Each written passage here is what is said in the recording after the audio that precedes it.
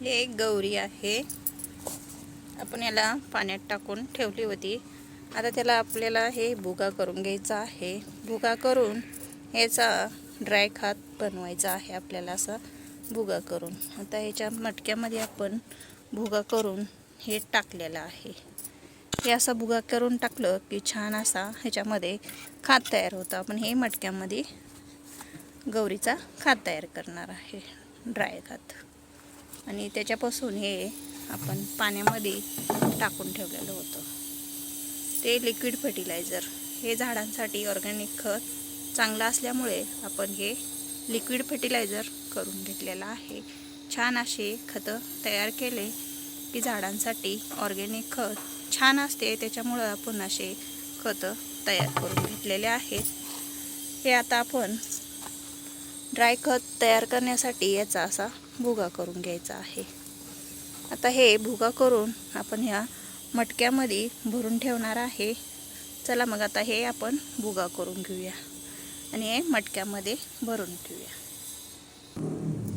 हे आता आपण सगळं भुगा करून याच्यामध्ये भरून ठेवलेलं आहे. आता याच्यामध्ये भरून ठेवल्यामुळे आता ड्राय खत छान असं तयार होईल झाडांना देण्यासाठी, छान असं ऑर्गॅनिक. तर हे बघा, जास्वंदाचं झाड आहे. याला कळ्या भरपूर अशा आलेल्या आहेत आणि याला असे बघा किती किडे झालेले आहेत. आत्ताच ह्याच्यावरती आपण डेटॉलचा स्प्रे केलेला आहे. डेटॉल लिक्विड सोप असतं त्याचा आपण याच्यावर स्प्रे केलेला आहे. भरपूर याच्यावरती किडे झाल्यामुळे तर आपण याच्यावरती स्प्रे करून घेतलेला आहे. स्प्रे केल्यामुळे हे जे किडे असे निघून पडतात, नाहीतर झाड आपलं खराब होऊन जाईल. त्याच्यामुळं आत्ताच आपण याच्यावर स्प्रे करून घेतलेला आहे. झाड पण बघा किती सुंदर दिसतं, मस्त असं छान.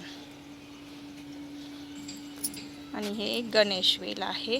किती सुंदर फुलं आलेले आहेत याच्यामध्ये उगवलेला आहे. बघा किती सुंदर आहे गणेश वेल. हे चिकूचं झाड आहे, त्याच्यामध्ये उगवलेला आहे आणि या चिकूच्या झाडावरती चढलेला आहे. किती सुंदर असा मोठा गणेश वेल तयार झालेला आहे, सुंदर असा. व्हिडिओ आपला आवडला तर लाईक करा, शेअर करा, सबस्क्राईब करा. धन्यवाद.